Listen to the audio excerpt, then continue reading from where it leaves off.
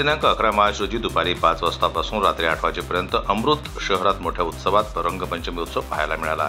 अनेक ठिकाणी महिला युवतीने या रंग उत्सवाचं आयोजन 3 दिवस पहिलेच केलेलं आहे। त्यामुळे राज्यात पहिला रंगोत्सव अमरावती शहरात महिलांनी धूमधडाक्यात सुरू केला। नैसर्गिक रंग व सर्वच प्रकारचे रंग यावेळी खेळताना युवती महिला दिसल्या, तर विविध संघटना, सामाजिक संस्था, महिला संस्था यांनी विविध कार्यक्रमात शहरात आयोजित केले आहे। त्याचा पहिला टप्पा म्हणून आज मोठ्या उत्साहात या रंगोत्सवाला सुरुवात झाली।